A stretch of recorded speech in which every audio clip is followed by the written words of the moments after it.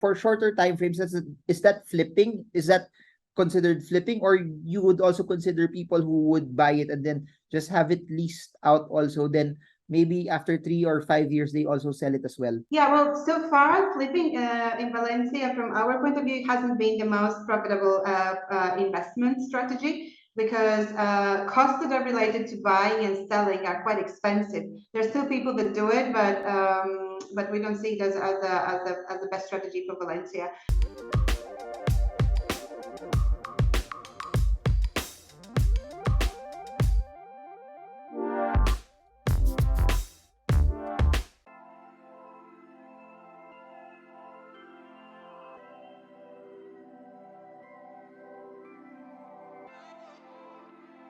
Hi everyone, let's talk about real estate investing strategies, tips on what you could do right now, especially in this very, very interesting era that we're in. And there's a lot of uncertainty going on in the entire macro economy. We have Linda Svilane, who's from Valencia Property Finders, and we're gonna hear her insights. And this is what I like about investing. It's something that's global. It's something that you can learn different techniques, skill sets, and strategies from different people from around the world. So, Linda, it's an honor to have you in the show. Thank you, Marvin. It's a pleasure to be here, and I'm very happy to share these moments with you. And I hope I'll be able to answer some of your questions. I want to start it off with this. For those who are watching this all over the world, what would you give them? Say 3 strategies on how they can find good properties. And I know you're concentrated in Valencia and Spain in general, but I think the principles and the strategies, a lot of them could also be generic to whatever place or city people are from as well. So I think the first thing you have to start with is as well, like, do you want to invest in a long-term investment or a shorter-term investment? Like, as an example, here in Valencia as well, some of our clients have chosen to buy properties and wait till the market value goes up, and meanwhile to profit from long-term rentals. And that is a great strategy because, for example, locally, obviously you have to look at different places in Spain, and I will be mentioning Spain because I'm located here. But that is one strategy. But again, another strategy is just to figure out, maybe you want to do like a short-term revenue basically, and get as much money possible, and that usually is very efficient with student apartments or Airbnb apartments. And then from that point of view, Valencia is not is still attractive for student investment, but for Airbnbs, for example, licenses are running out of licenses. So basically, we're not getting licenses. And if it's that type of investment, then probably Alicante is working really well now, and some other cities. So the first thing is, to define what is your basically plan. Is it a longer term plan, just to wait and see if you can later resell the properties, or for example to move the property now and get the profit right now, and do not expect that it will raise it in a longer time. That's a very interesting point about Airbnbs and the license. I just want to segment this from your own opinion, that you mentioned about long term and short term.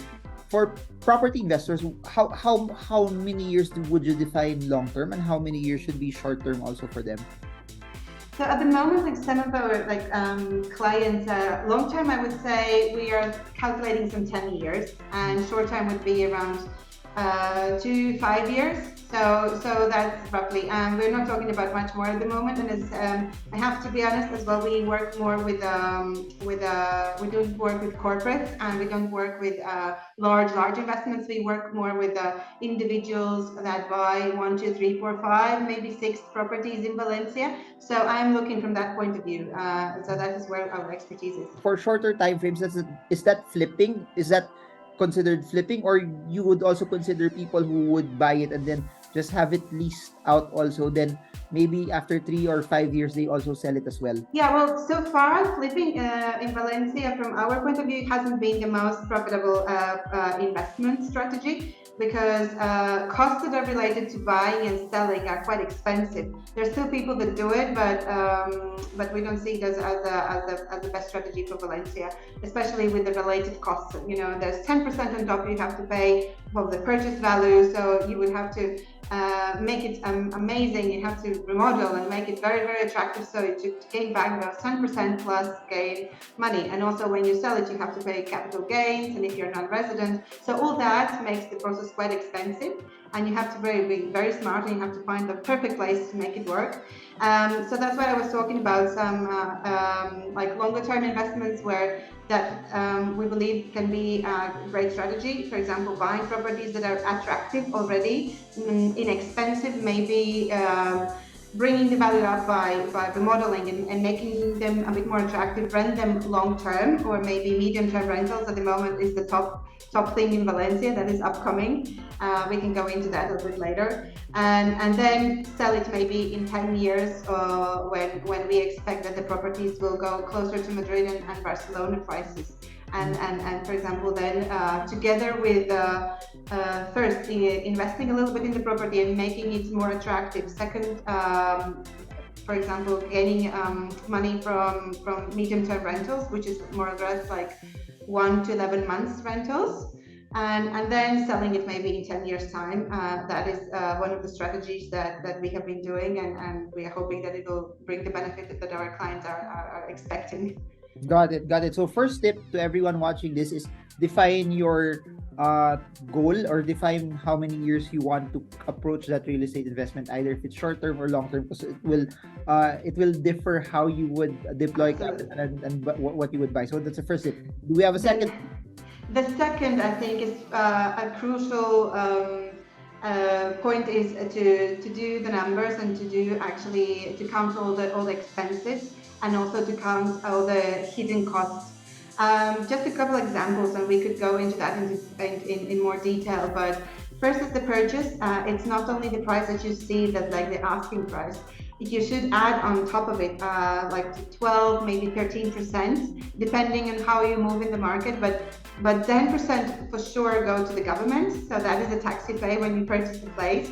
And then on top of it, depending on who you work with and how you move around, you will be probably paying the lawyers, notary expenses, and real estate commissions and fees, which are, again, depending what you compare to. But in Valencia, a regular fee as well, the buyer's pay is 3% plus the tax, plus VAT, and VAT is 21%. So if you add all these costs, and then plus you have to look at any construction or remodel work, or any professionals or accountants, so you have to have a very good understanding what cost that will what they'll bring. And also, even when you move when you use the place for investment, like you rent it out for students or long-term rental or medium-term rental, or if you're lucky enough and in Valencia and get Airbnb permit for Airbnb purposes, then you also have to count how much will be the person who will manage it, and so on. So that's my second message is just do the numbers right, because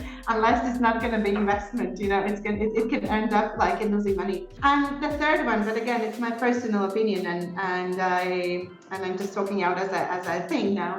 I think finding the right professionals is crucial.